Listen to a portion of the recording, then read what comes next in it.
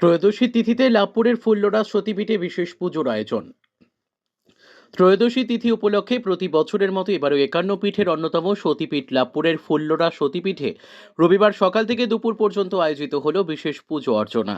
এই পুজোকে কেন্দ্র করে ছিল ভক্তদের সমাগম চোখে পড়ার মতো। তবে এই মন্দিরে একসময় সতীর অষ্ট পড়েছিল, তখন থেকেই ওই মন্দিরের নামকরণ করা হয় ফুল্লরা। আর সেই সময় ধরেই আজও ত্রয়োদশীর দিন চলে আসছে বিশেষ পুজো ও হোমযজ্ঞ। তবে সারা বছর ওই মন্দিরে দেবী ফুল্লরা দুর্গারূপে পূজিত হয়ে থাকেন।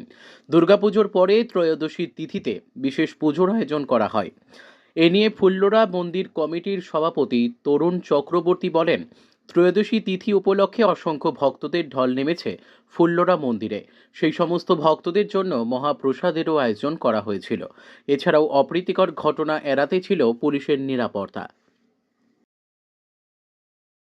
ফুলরা মায়ের বিশেষ পুজো কি উপলক্ষে কি হয় আজকের তিথিতে, ত্রয়োদশী তিথিতে?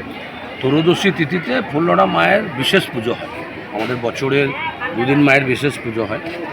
সেটা হচ্ছে যে একটা মাঘী পূর্ণিমাতে আর একটা ত্রয়োদশী, এবং এই দুটোকে কেন্দ্র করে লোক সমাগম হয়। যদিও মাঘী পূর্ণিমার তুলনায় ত্রয়োদশীতে লোক অনেক কম হয়, কিন্তু এখানেও একটা মোটামুটি 2-3 হাজার লোক এখানে সমাবেত হয়। ভক্তরা আসে, পুজো দেয়, মায়ের বিশেষ পুজো, এবং তার সঙ্গে প্রসাদ অন্ন গ্রহণ করে। আমরা সেটা ব্যবস্থা করি কমিটির তরফ থেকে। এবছরও ব্যবস্থা করা হয়েছে, প্রসাদ অন্ন আছে।